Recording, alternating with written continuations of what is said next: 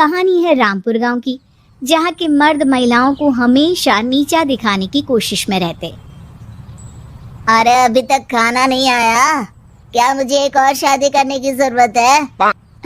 नहीं जी नहीं, ऐसा मत करना, वरना मैं कहाँ जाऊंगी। खाना लेकर मैं अभी आई जी। गांव की पंचायत में भी फैसले हमेशा औरतों के खिलाफ ही रहते। मैं जो फैसला सुनाता हूँ वो भगवान की आज्ञा होती है। इस लड़के ने अपने मन से शादी करके अच्छा नहीं किया।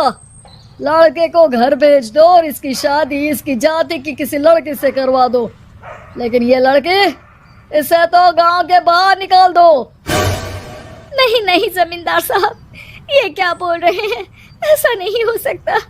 मेरी बेटी मासूम है, इसे अच्छे बुरे की समझ नहीं है। अरे कहाँ जाएगी ये बेचारी? कहाँ जाएगी? इतनी चिंता है तो पूरे परिवार का गांव निकाला कर देते हैं।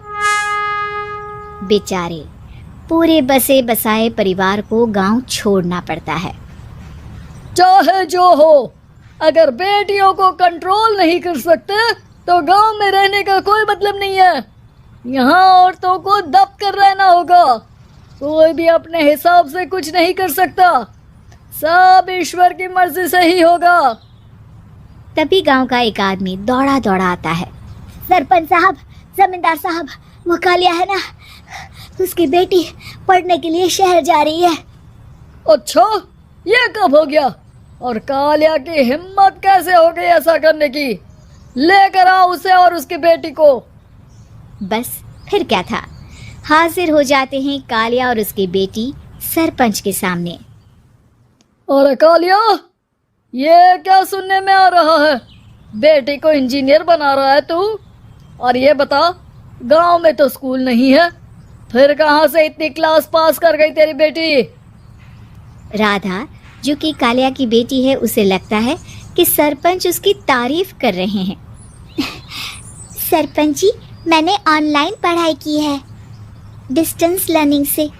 सभी में मैंने अच्छे नंबर पाए हैं, जिसे देखते हुए शहर की इंजीनियरिंग कॉलेज में मुझे स्कॉलरशिप मिली है। वाह जी वाह, क्या होती है ये? पहले तो ये बताओ, फिर आगे की बात करते हैं। पूरा गांव राधा की बात सुन रहा था और राधा बोलती जा रही थी।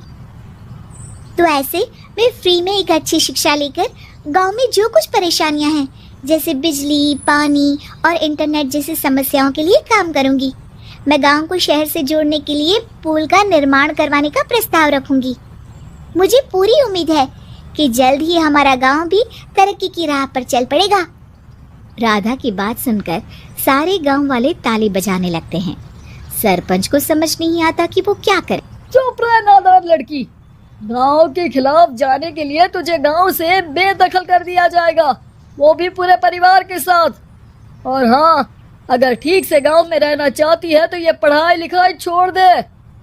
हम तेरे लिए गांव का कोई होनहार लड़का देखेंगे। तभी गांव का एक आदमी बोल पड़ता है। अरे नहीं नहीं सरपंच जी, राधा बिटिया जो बता रही है, अगर वैसा हो जाए तो हम लोगों को पैसा कमाने के लिए बाहर नहीं जाना पड़ेगा। हाँ जी, और ना ही कोसों दूर पानी के लिए भटकना पड़ेगा। हमारे बच्चे भी अच्छी पढ़ाई कर सकेंगे और आगे बढ़ेंगे, ना कि हमारी तरह खेती करते बैठेंगे। क्यों गांव वालों, राधा बिटिया का साथ देना चाहिए ना। सरपंच देखता है कि गांव राधा के साथ है तो वो चुप हो जाता है। वो घर आकर अपने सलाहकार से बात करता है, जो बहुत ही चालाक किस्म का इंसान होता है। अरे सरपंच साहब, आपको बहुत ही होशियारी से काम लेना पड़ेगा। एक बार गांव तरक्की कर गया, यहाँ के बालक पढ़ लिए तो कोई ना पूछेगा आपको। और फिर ये जो बेटा और बेटी है ना आपके, इनको भी आम लोगों की तरह ही जीवन जीना होगा। हाँ, लेकिन करे तो क्या करे? वो ना आप मुझ पर छोड़ दीजिए, बस मैं जैसा बोलूं करते जाइए। अगले रोज सुबह जब गांव वाले सोकर उठते हैं तो राधा के घर के बाहर और साथ ही वो लोग जिन्होंने राधा का सपोर्ट किया था, उनके घर के आगे लाल रंग से कल आऊंगी लिखा होता है। कल आऊंगी, यह क्या होता है? अरे यह तो खून से लिखा है, लगता है कोई भूत प्रेत या चुड़ैल का साया है। चलो सरपंच जी के पास चलते हैं। सभी सरपंच के पास जाकर उसे सारी बात बताते हैं। और ये तो बड़ी मुश्किल की बात है। चलो, मैं एक बाबा को जानता हूँ, उन्हें बुला लेता हूँ। सरपंच बाबा को लेकर गांव के घर के बाहर जाता है। ओहो, तो ये वो चुड़ैल है जो उन लोगों को निशाना बनाते हैं जो गांव को बदलने का सपना देखते हैं। वो गांव को ऐसे ही संपन्न देखना चाहती है, वो नहीं चाहती कि कोई बाहरी यहाँ का कायाकल्प करे। क्या तुम लोगों में से किसी ने गांव को बदलने की सोच रखी है? तभी राधा की माँ रोते रोते आती है। मेरी राधा घर से गायब हो गई है। अरे कोई तो बचाओ, मेरी बच्ची कहाँ गई?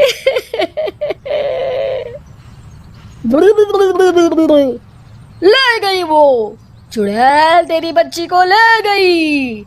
अब वो उसे श्रापित करके छोड़ेगी, उस पर चुड़ैल का साया हो जाएगा। तभी बुरी सी हालत में राधा भी वहां आ जाती है। उसके बाल चुड़ैल की तरफ फैले होते हैं और कपड़ों में खून लगा होता है। सभी राधा को देखकर डर जाते हैं। माँ, पता नहीं मुझे कौन उठा कर ले गया था। अरे दूर दूर हो जा चुड़ैल, अब हम लोग इस गांव में नहीं रुकेंगे। अरे कैसे बातें कर रहे हैं आप? कल तो आप मेरे भरोसे गांव का हुलिया बदलने, अपने बच्चों को पढ़ाने और तरक्की उन्नति की बात कर रहे थे, तो आज क्या हो गया आपको? ये फिर तुम लोगों को बहकाएगी। ये चुड़ैल गांव में आ चुकी है, ऐसे ही ये तुम्हारे घर के बच्चों को भी ले जाएगी। गांव वाले राधा को गांव से बाहर निकाल देते हैं। उसके माँ बाप रोते रहते हैं, लेकिन गांव वाले नहीं मानते। मैं भी अपनी बहन के साथ गांव के बाहर रहूंगा, लेकिन वो पढ़ाई नहीं छोड़ेगी। वहीं सरपंच के घर पर सलाहकार कहता है। देखा, सांप भी मर गया और लाठी भी नहीं टूटी। लेकिन अगले ही दिन सरपंच के घर के बाहर भी वही शब्द लिखे होते हैं। और फिर सरपंच की बीवी कहती है, हमारी बेटी को किसी ने अगवा कर लिया है। तभी राधा का भाई वहां आ जाता है। अरे गांव वालों, मैंने सरपंच जी की बेटी को देखा था। वो चुड़ैल उसे उठाकर ले जा रही थी। अरे क्या मजाक कर रहे हो? नहीं नहीं सरपंच जी, आप नहीं जानते। वो चुड़ैल अब आपकी बेटी में आ जाएगी, जैसे राधा के अंदर आ गई थी। तभी सरपंच की बेटी वैसी ही हालत में वहां आती है जैसे राधा आई थी। पापा, पता नहीं कैसे मैं गायब हो गई थी। चुड़ैल, इसके अंदर भी चुड़ैल का साया है, मारो इसे। अरे नहीं नहीं, इसे भी राधा के पास गांव के बाहर ही भेज दो। अरे चुप रहो, मेरी बेटी कहीं नहीं जाएगी और चुड़ैल वुड़ैल कुछ नहीं होता है। अरे कैसे बात कर रहे हो सरपंच जी?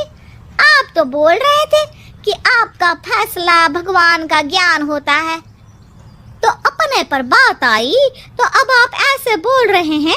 अरे ना ना ना, आपको अपनी बेटी को त्यागना ही होगा। अरे बुलाओ बाबा को। राधा का भाई बाबा को ले आता है, जिसे अब गांव वालों के डर के कारण सच बोलना पड़ता है। मैं कोई बाबा नहीं हूँ, मैं तो मोची था। ये सलाहकार महोदय ने मुझे कहा था एक्टिंग करने को। अब वो मुझे पैसे देने वाले हैं। अब मुझे माफ कर दो। गलती हो गई, मुझे माफ कर दो। तभी वहां राधा आ जाती है। देखा सरपंच जी, जब गांव के बच्चे साक्षर होंगे तो आप जैसे लोगों की चालाकी नहीं चलेगी।